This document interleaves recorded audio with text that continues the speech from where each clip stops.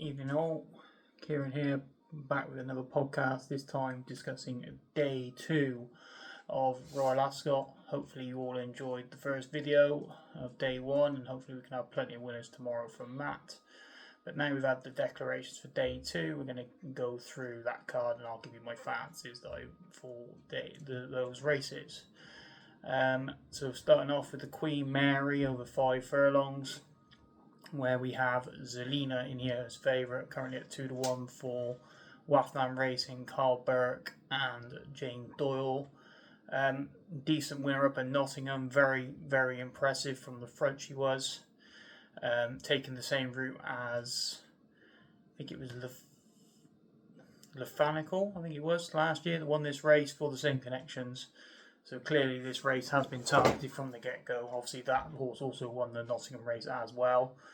So clearly plenty going for that horse come in here. But the one I'm going to back in the race is Aidan O'Brien and Ryan Moore with True Love, who comes here off the back of 2 seconds so far. The first one being in a 5 furlong race behind Lady of Man, where obviously I mentioned that yesterday as Power Blue was in the same race. Power Blue obviously runs in the Coventry tomorrow, which I quite fancy her for him for the Coventry. But yeah, True Love was second in that race. She then went and finished second behind Stalemake Gustanda, I believe I pronounced that correctly, who's actually vying for favouritism in the Coventry as well. Ryan Moore now booked for that. I don't think True Love stayed. He was 2-5 that day for that race, but I don't think she stayed the 6 furlongs, so dropping back to 5 for this race will be more likely to suit. Currently best price 17-2 and could be an each way alternative to what looks a decent favourite, but I'm willing to take her on. Obviously only had the one run, you never know what's going to happen with these fillies, especially in the prelims of the big event like Royal Ascot. So that would be True Love each way for me in the Queen Mary. Moving on to the Queen's Vase over 1 mile 6, where we have Shackleton here favourite for Ryan Moore and Aidan O'Brien, currently 3-1 favourite, and I think it's only due to the connections that this horse is favourite. Like, it was very disappointing last time at the Curragh when beaten, but only finishing 4th over 1 mile 2. Clearly the step up in trip is what they're looking for, but I can't see where possibly the potential. Like, I'm willing to take him on the fact that he's got beat last time out and beat last time out so convincingly.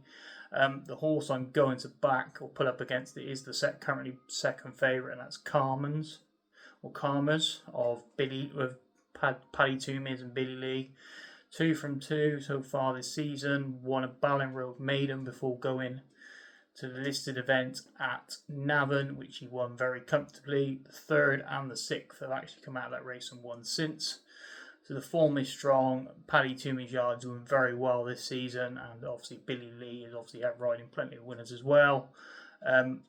Saw out the 1 mile 5 that day, very nicely at Navan. I think the extra furlong will not be any convenience, and this horse should be a very big chance of taking on the favourite.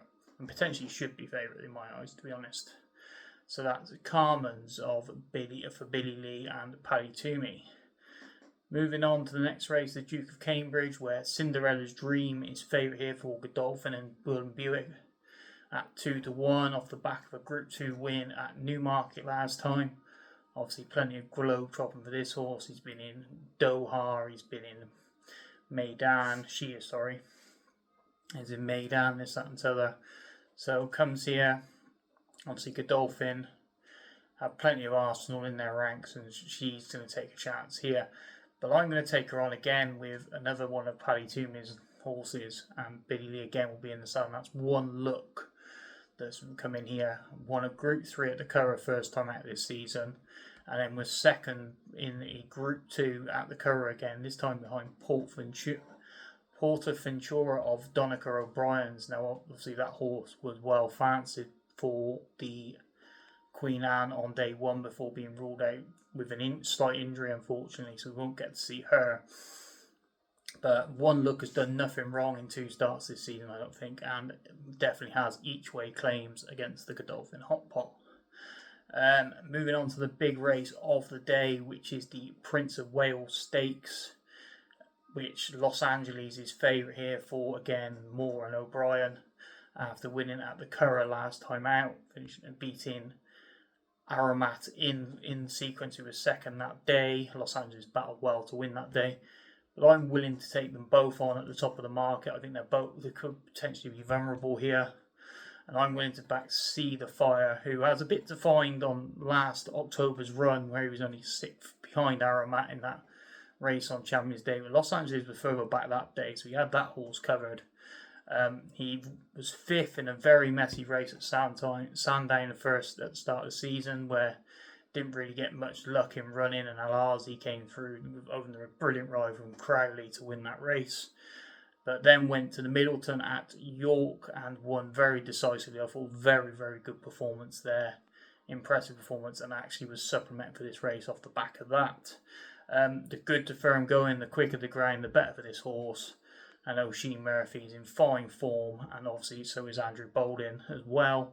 6-1. If we're gonna get 8 runners in this field, which I believe we should be a decent each way play for See the Fire. And then onto the minefield, that is the Royal Hunt Cup, where My Cloud is favourite for Roger Varian and Sylvester de Souza. 4-1 favourite off the back of 2 very, very nice wins at Ascot over course and distance, and was a nice winner at Newbury the time after that. Obviously, very, very likeable profile for the Varian stable. The only concern I've got is both wins have come where they've come from the back of the field. Now in a 32 run handicap, going to have some serious luck in running to get from the back of the field over a 1 mile race around Ascot. I know it's a wide track and there'd be a lot of space, but 32 runners coming from the back, I'm not so sure at 4-1 I'd be willing to play that. The 2 I've gone against the field, firstly is Tony Montana for Michael Bell, with David Eade on board now for Ammo Racing. Second on 2 starts this season at Goodwood and at York. Unlucky not to win at York, actually, only being ahead by Thunder Run, which was a very good ride that day by James Doyle, and I believe Tony Montana also has the experience of being in decent races at the Royal Meeting. He was down the field in last year's, I can't remember which race it was, behind Crystal Black. If somebody could drop in the comments which race it was, that'd be brilliant for me. Names just escaped me exactly what race it was. But Tony Montana dropping back down in trip, he will be prominent in his races, so we'll definitely get a run for our money. And the other one is EBT's Guard, best price 40-1. Now 14s you could have got about Tony Montana. Now you're going to get at least 6, maybe even 7 places in this race. Absolute minefield of a race. But moving on to EBT's Guard for the Muir and Gressick Yard, which Lewis Edmonds will take the ride. He's only got a length and a half to find on the Newbury form behind My Cloud. He previously won at Newbury the time before that, and he'd actually won over course and distance as well. So he's got a decent profile coming into this race, and I think he can outrun his odds at 40-1. Then moving on to the Kensington Palace race, where Rainbow Edge is favourite here after a good course and distance win last time out in Class 2. She's 4-1 favourite. But the one I do like in here is Serialize of Jesse Harrington's with Shane Foley in the plate. 14-1 currently best price. Placed in 2 handicaps this term, so not the big form that you'd all expect. But as we all know, Jesse Harrington loves to have winners at the big meetings, and she will have her horses primed for this meeting for sure. Likes the front run. Will love the ground, and I just think there's plenty of juice in the 14-1 that you'll get about this horse.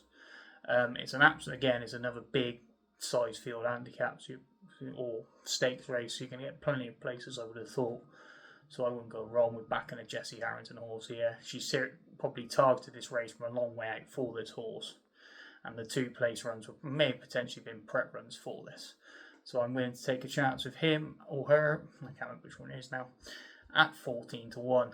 And then moving on to the final race of the card, which is the Windsor Castle for for the 2-year-olds, this time over the back over 5 furlongs. And Rogue Legend is favourite here again for Paddy Toomey and Billy Lee. 9-2 after 2 wins at Cork and Tipperary.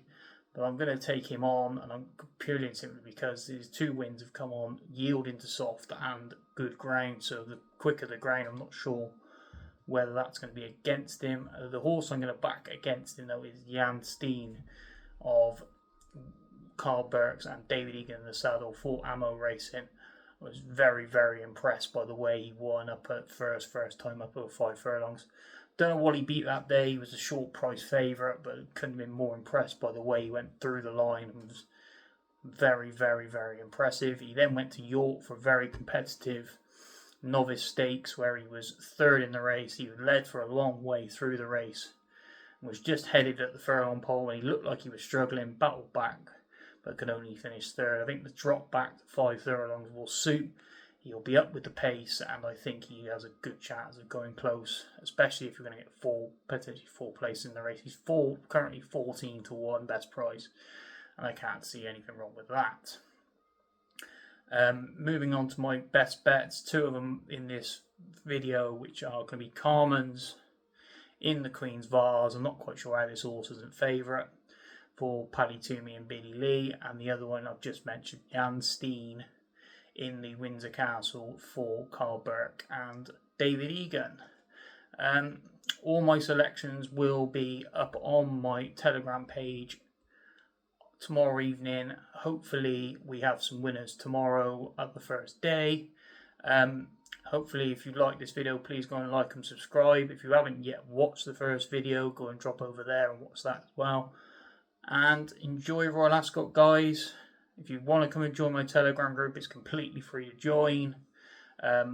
Basically, I'm trying to build a racing community just of people's opinions and get different, rather than being exposed on Twitter. If you wanted to come on there and maybe be in a smaller group talking about racing, just come along and join. It's not a problem. It's free of charge.